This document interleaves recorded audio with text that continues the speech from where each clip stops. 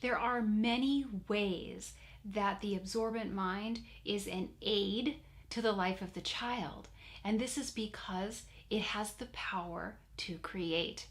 And one of those things is that the absorbent mind helps the child acquire and then create language.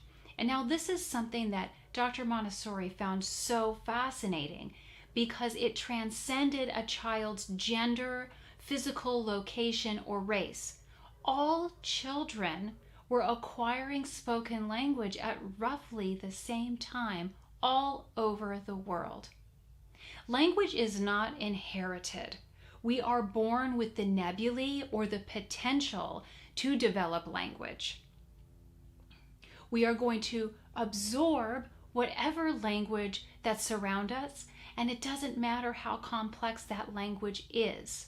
It's necessary to point out that a child has to hear language to later create language. And what they're hearing aren't just words. They're hearing patterns for speech, they're hearing grammar, and they're hearing syntax, because they are creating a language in its complete form with all of the nuances and intricacies. It will be created perfectly as their ear receives it. When the muscles of the face are ready, we see speech begin, and it begins with a single word followed by a string of a couple words, and then all of a sudden we are communicating. This is what Dr. Montessori called the leap or the explosion into spoken language. Adults simply can't learn like this. It takes great effort for us to be able to learn a new language and its nuances. For a child, this is absolutely effortless. Movement is another creation of the absorbent mind. When infants are born, they are born with no voluntary movement. And this is because they need to observe movement to make movement. And without this observation, there's no way for a child to be able to later create intelligent movement of their own. This development of movement happens from the head downward. First, the child gains control of the eyes, then can turn the head, then push up and roll over. They can sit unassisted, then they can stand. But standing isn't enough because children see that people walk, and this is something that they need to do too. So then the process begins to learn to walk. And anyone who has seen a child take some of their first steps, the delight on their face is absolutely clear. They have gained mastery over their body and they are off to see the world. Another creation of the absorbent mind is that of adaptation. And it's through this process that a child truly becomes a member of their culture, of their social group, and of their society. The absorbent mind is taking in all of those small nuances that are helping the child to create themselves into a person of their time, their place, and seamlessly integrated into their culture. Only the child has the power to do this. A child can enter civilization at any given point in time because they begin their development at where civilization is at that moment. They adapt and carry civilization forward. The absorbent mind helps to create culture for the child. The child is taking in customs and cultural norms every moment of the day.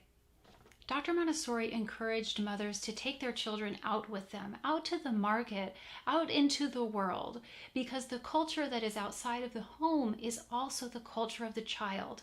And the more they are out in it, the greater the incarnation of that culture is within the child.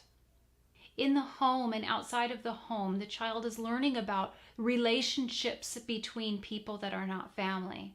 In the home, they're learning about gender roles, relationships of different family members. This is part of developing our culture, and it is all through an unconscious absorption. The child's character is also created at this time.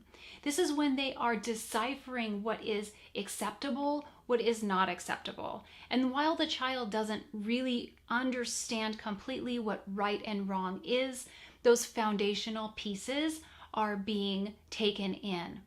This child is learning what are their likes and dislikes. They are becoming more and more of an individual the more they come to understand about themselves. The absorbent mind is also helping the child to create a sense of order.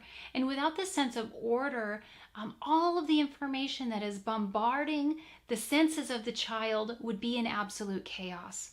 The child is trying to figure out the relationships between people and objects, between people and people, between the routines and sequence of the day, between cause and effect. This is all very important information to develop our sense of order. The absorbent mind is also helping us to create memory. Dr. Montessori identified that we have two types of memory. The first type is a term by Sir Percy Nunn, and it's called the neme. The neme is our unconscious memory. This is where all of these impressions from the first 3 years of life, from that unconscious phase of the absorbent mind, are stored. These are all of the impressions that we incarnated into creating ourselves. They are stored in this unconscious memory called the neme. Now, we also have a consciously functioning memory, and this begins around the age of 3 when our absorbent mind transitions to that conscious phase. And these are memories that we can recall. Remember, I asked you to identify the first earliest memory you had. This is because we had that transition to a consciously functioning absorbent mind.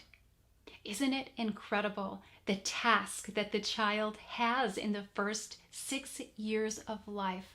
We've come a long way in talking about the absorbent mind, the two phases, the characteristics, the aids to the life of the child. So next, our last segment is going to focus on the adult and how the adult can help support the development of the child.